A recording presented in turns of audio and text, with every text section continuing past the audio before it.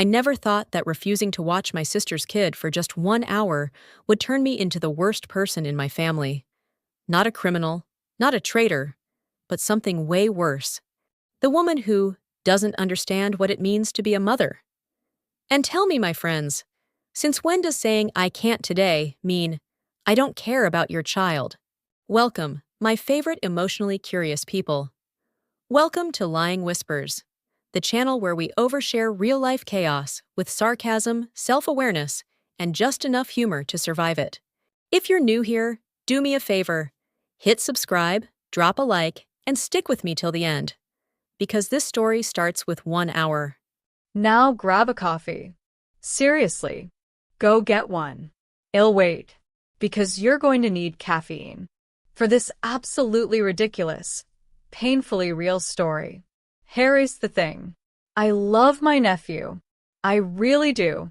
But loving someone and being treated like unpaid, on-call childcare are two very different things. My sister is a single mom. Important detail. Sensitive detail. A detail that, in my family, works like a universal excuse card. And, before anyone twists my words, I respect the hell out of single mothers. That job is hard. Exhausting. Relentless. But being the child-free sister, automatically available at all times, also exhausting. Just less socially protected. From the moment her son was born, something silently shifted. I stopped being a person and became Plan B. Plan B for emergencies. Plan B for quick errands. Plan B for I just need a break. And you know the problem with Plan B? Eventually, it becomes Plan A, without anyone ever asking if you agree. At first, I said yes. Of course I did. Because it was new. Because he was a baby. Because it's just this once. Classic lie. Then it happened again. And again. And again. Always with the same magical phrase. It's just 1 hour. My friends, when someone says just 1 hour, it is never just 1 hour. I rearranged my schedule. Canceled plans. Showed up late to things that actually paid my bills. And no one ever said it out loud. But everyone thought it. You don't have kids. How busy could you really be? That sentence alone could fuel 1,000 therapy sessions. Then came that Saturday. The Saturday where I committed the ultimate sin. I decided to rest. I had finished a brutal work week. My house was clean. My phone was quiet. I had hot coffee, a couch, and absolutely no intention of being useful to anyone. And right on cue, my phone rang. My sister. I didn't answer right away because my body already knew this wasn't a "how are you" call. Still, I answered because hope is a dangerous thing. Are you busy? That question, that emotional trap, disguised as politeness. I told the truth. Mistake number 1. I am, silence. Not neutral silence. Judgmental silence. The kind that says, that was not the correct answer. Then she said it. I need you to watch him for just 1 hour. I have something important to do. No explanation. No question. No options. Just assumption. I took a breath. Felt that familiar pressure in my chest. The feeling you get when you know any answer you give will be used against you. And I said it. I can't today. No yelling. No attitude. No excuses. Just no. My friends. That's when everything cracked. Her tone changed instantly. Colder. Sharper. What do you mean you can't? It's your nephew. It's literally just 1 hour. I never say no to you. That last line? Low blow. Because it wasn't true, but also not worth unpacking in that moment. I repeated myself. I can't today. I'm sorry. She hung up. No goodbye. No acknowledgement. Just click. I stared at my phone. like it had personally betrayed me. I thought that was it, that she'd be mad for a bit, that it would pass. My friends. I was adorable in my optimism. 30 minutes later, My mom texted me, not to ask what happened, not to hear my side. Just this. Your sister is really hurt by what you did. And right there, I knew something important. That 1 hour I refused to give, it was about to cost me way more than 60 minutes. Because that text wasn't concern. It was a verdict. And somehow, without a single question asked, I had already been found guilty. I stared at my phone for a long moment. not angry yet. Not sad either. Just tired. That bone-deep exhaustion you feel when you realize you're about to be emotionally charged for something you didn't actually do wrong. I typed back something neutral, polite. Careful. We can talk later. It wasn't that simple. Spoiler, my friends, it's never later. Within the next hour, the family group chat lit up like a Christmas tree on fire. Aunts. Cousins, people who hadn't texted me in months, suddenly had very strong opinions about my character. No one asked what happened. No one asked if I was okay. They didn't need details. They already had a story. She's exhausted. She does everything alone. It was just 1 hour. Family helps family. Ah, yes. The holy mantra. And then came the subtle threats, wrapped in concern. Just remember this when you need help someday. Don't be surprised if people stop showing up for you. My friends, nothing says unconditional love like emotional blackmail. And the wildest part? My sister said nothing. She didn't defend herself. She didn't clarify. She disappeared completely. Because silence can be very strategic. When everyone else is fighting your battle for you, that's when it hit me. This was never about an hour. It was about expectation. About roles assigned without consent. About the unspoken rule that if you don't have kids, your time is apparently community property. No one cared that I was exhausted. No one cared that I had plans. Because to them, my plans didn't count. That night, I tried to sleep. Failed. Not because I felt guilty, but because I kept replaying the same realization. I had never been asked for help. I had always been assumed. The next day, I decided to call my sister.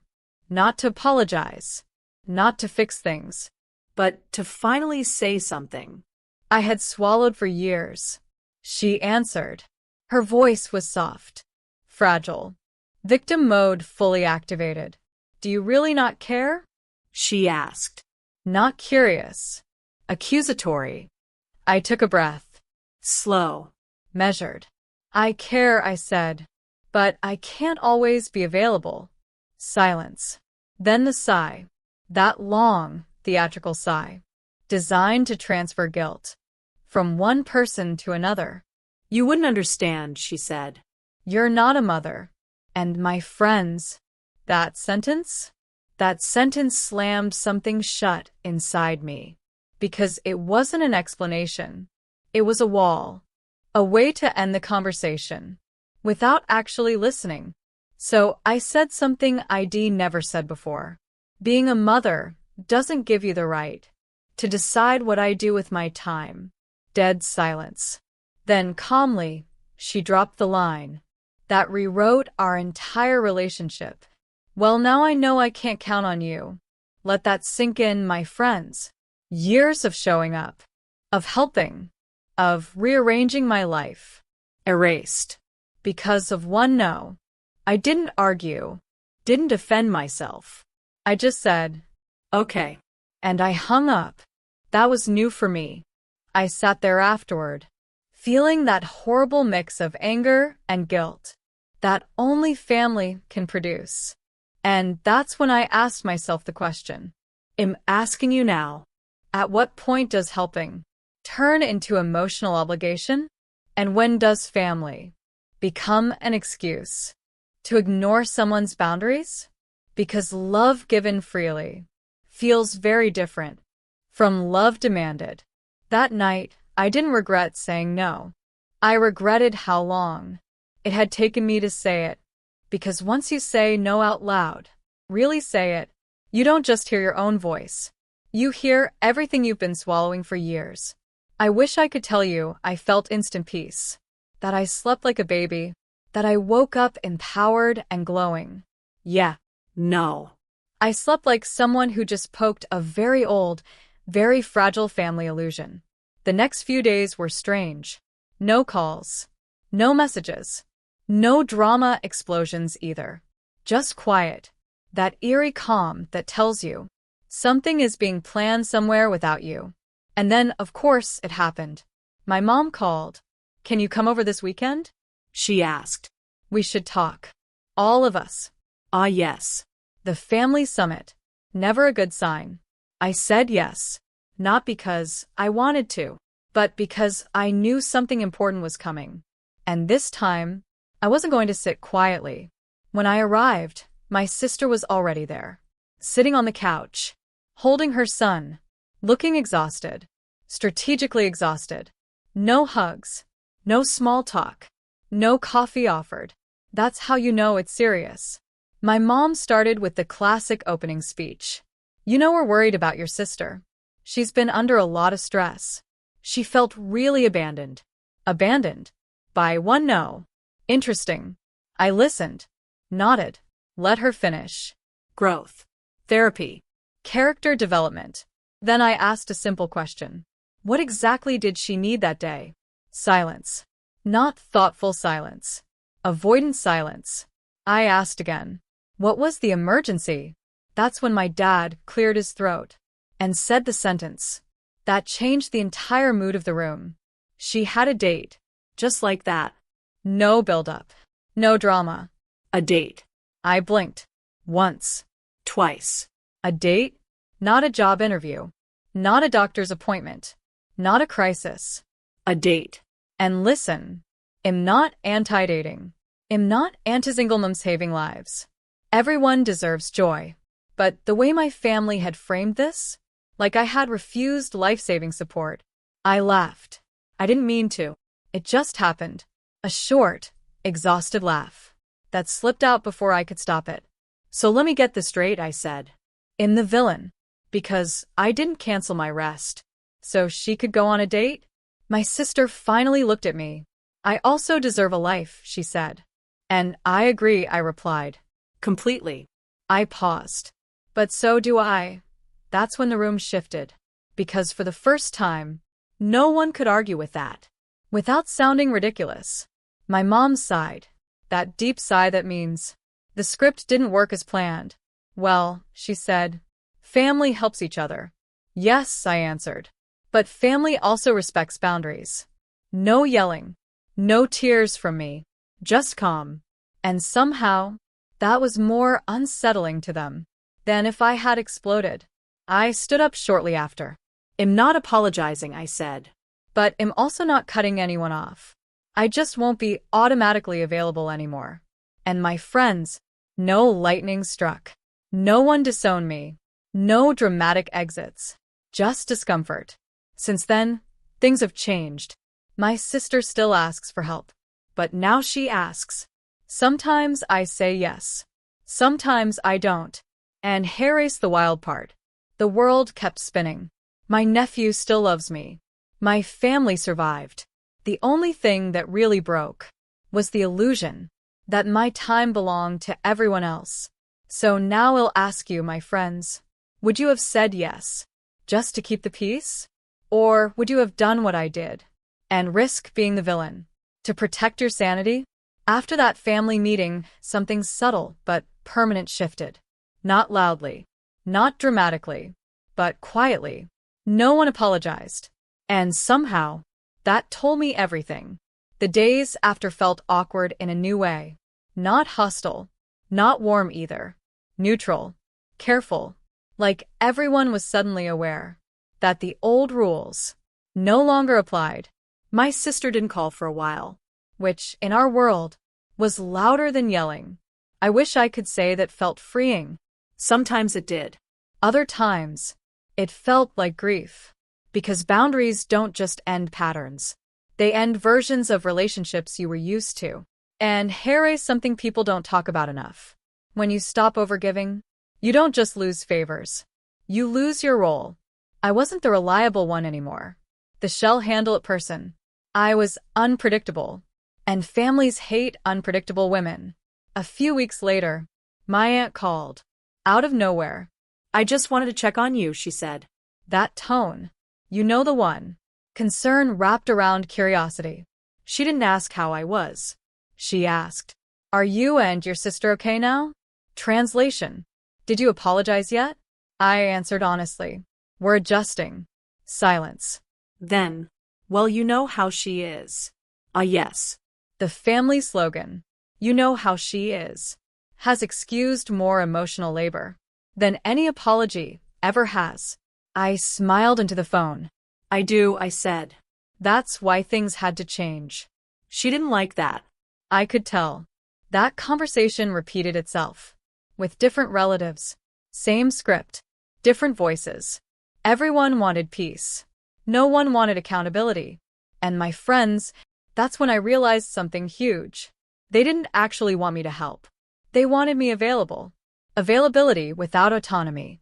Help without consent. And the moment I questioned that system, I became difficult. Then came the next test. Because there's always a next test. One evening, my sister texted. No greeting. Just, "Can you watch him Friday night?" I stared at the message. Heart racing. Old instincts screaming. Say yes. Avoid drama. Be good. New instincts whispered something different. Ask. What time? I replied. Minutes passed. Then, from 7 to 10. 3 hours. Not just one. Progress? Maybe. Why? I asked. That's when the typing bubbles appeared. Disappeared. Appeared again. Finally. I have plans. I smiled. Not because I was amused, but because for the first time, she was explaining. I can do 1 hour, I wrote. No more. Another pause. Then, okay. My friends. That single word? Victory. Not dramatic. Not cinematic. But real. Friday came. I watched my nephew. 1 hour. She came back on time. No excuses. No guilt trip. And when she left, she said something quiet. Thanks. Not emotional. Not warm. But genuine. That's when I understood. Boundaries don't ruin relationships. They reset them. But resetting something means accepting that it won't look the way it used to. And not everyone survives that shift. Some relatives pulled away. Others stayed polite but distant. A few surprisingly got closer. Turns out, people who respect you don't mind boundaries. The ones who benefit from your silence? They struggle. Months passed. The family adapted. Not perfectly, but enough. And I adapted too. I stopped over-explaining. Stopped preemptively apologizing. Stopped treating my time like a public resource. Was I still the villain to some? Absolutely. But I slept better. And here is the part no one warns you about. When you stop being constantly available, you discover who actually values you and who just valued your usefulness. That realization? Painful. Clarifying. Permanent. That word sat with me longer than I expected. Because once you see the pattern, once you name it, once you stop pretending it's just how things are, you don't unsee it. Life didn't suddenly become peaceful and enlightened. Let's be clear. There were still awkward dinners. Still loaded pauses. Still moments where I could feel someone waiting for me to volunteer. And sometimes I almost did. Old habits die hard, my friends. There were days I missed the version of myself who said yes automatically. She was easier, quieter, more convenient. She was also exhausted. What surprised me most was how much space appeared once I stopped filling everyone else's needs first. Space in my calendar. Space in my head. Space in my chest. And that space? It felt terrifying. until it felt like freedom. A few months later, something else happened. Something small but telling. My sister invited me out for coffee. Just us. No kid. No emergency. No request attached. I almost didn't go. Not out of anger. Out of caution. Because sometimes peace feels suspicious. After chaos.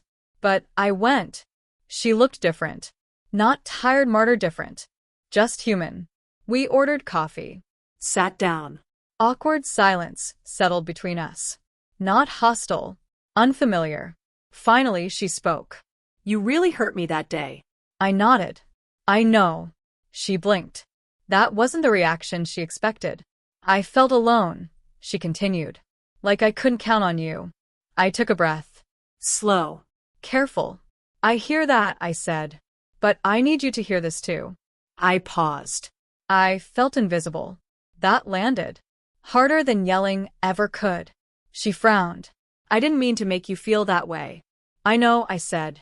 But intent doesn't erase impact. Silence. Then she sighed. Not theatrically this time. Just tired. I guess I got used to you always being there, she admitted. And when you weren't, it scared me. My friends. That sentence? That was the truth. Not manipulation. Not malice. Fear. Fear of being alone. Fear of not being supported. Fear of things changing. I don't mind helping, I said gently. But I can't disappear to make your life easier. She nodded. Slowly. I'm trying to figure it out, she said. Doing everything on my own. And I respect that, I answered. But figuring it out doesn't mean burning me out. We sat there for a while. No dramatic resolution. No tearful apology. Just honesty. When we left, nothing was magically fixed. But something important was different. We were finally speaking. As equals. And that's when I understood something crucial. Boundaries don't punish people. They teach them where you end. Some people learn. Some don't. Either way, you stop bleeding for lessons they refuse to take. Since then, my life has been quieter. Not empty. Intentional.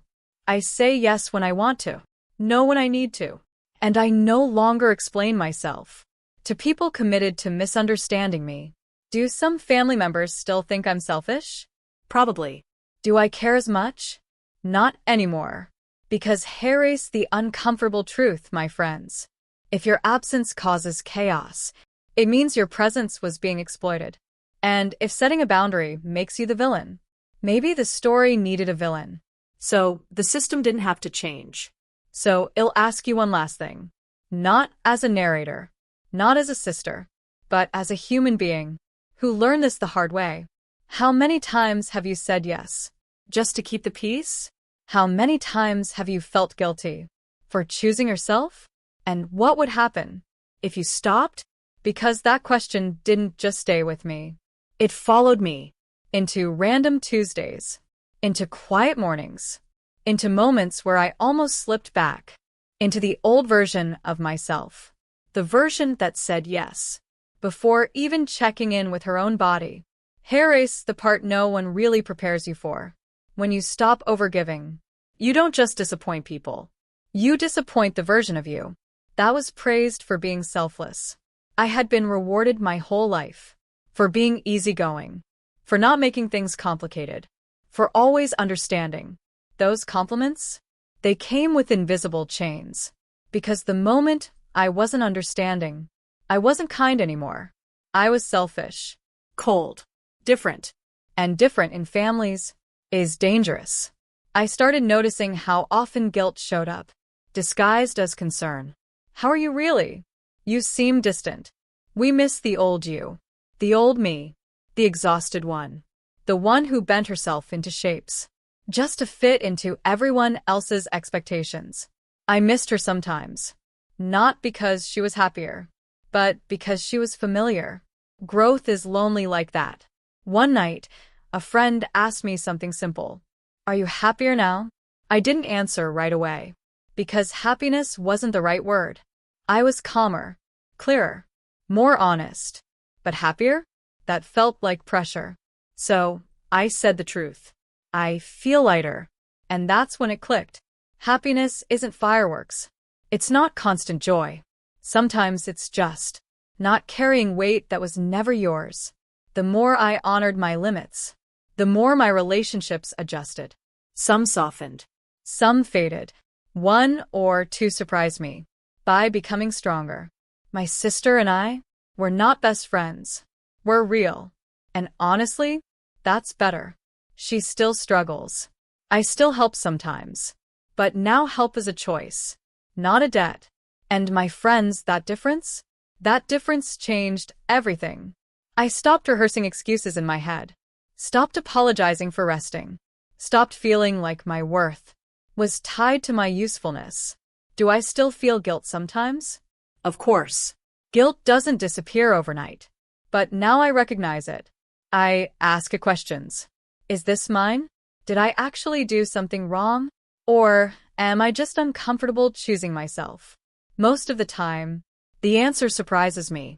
And here's the thing I wish someone had told me sooner. If you stop, the people who truly care about you will adjust. They might stumble. They might resist. But they won't try to punish you for having a boundary. The ones who do, they were never reacting to your no. They were reacting to the loss of control. So, if you're watching this right now, with that familiar knot in your stomach, if you're the one who always shows up, always fixes, always sacrifices, let me tell you something I needed to hear. You are allowed to rest. You are allowed to choose yourself. You are allowed to disappoint people who benefited from your silence. That doesn't make you cruel. It makes you honest. And if honesty turns you into the villain in someone else's story, maybe that story needed rewriting anyway. So now, my friends, it's your turn. Have you ever been made to feel selfish for setting a boundary? Have you ever said yes when everything in you was screaming no? And what do you think would happen if you stopped? It'll tell you what happened when I stopped. The world didn't collapse. My family didn't fall apart. No one actually died from hearing the word no. What did happen was quieter and way more uncomfortable. People hesitated around me, not because they were scared of me, but because they were recalculating, relearning where the line was. Some tried to test it. Little comments, half jokes. So should I even ask you? Wow, look at you, setting boundaries now. And for a moment, my old self flinched. The people pleaser, the peacekeeper, the version of me trained to smooth things over. But then something new kicked in. Clarity. I realized something, my friends, and listen carefully because this part matters. If someone is threatened by your boundaries, they were benefiting from you having none. That truth stung. But it also freed me. I stopped rushing to explain myself, stopped giving TED Talks about my feelings, stopped trying to be understood by people who were committed to misunderstanding me. And slowly, life got quieter, not empty, intentional. I started choosing rest without guilt, plans without apology, silence without panic. And the people who stayed, they adjusted. Maybe not perfectly, but respectfully. My sister and I found a new rhythm, not the old one where I disappeared, so she could function. A real one, messy, imperfect, but honest. She still struggles. I still care. But now caring doesn't cost me myself. And that, my friends, is the part no one tells you. You don't need to burn bridges to stop being walked on. You just need to stop laying yourself flat. So if you're listening to this right now, with that familiar tightness in your chest, if you're the one who always shows up, always gives, always stretches, let me say this clearly. You are not selfish for having limits. You're not cruel for needing rest. You are not a villain for choosing yourself. Sometimes the bravest thing you can do is disappoint people who got comfortable with your exhaustion. And if that makes you the villain in their story, so be it. Every system needs one before it changes. So now it's your turn, my friends. What would really happen if you stopped? Who would be upset? And more importantly, who would you finally be able to breathe as? Comment below. Tell me your story. Like the video if this hit a little too close to home. Subscribe if you want more real stories, told honestly, with humor and zero sugarcoating. Because sometimes, My friends. The villain is just the first person brave enough to say no.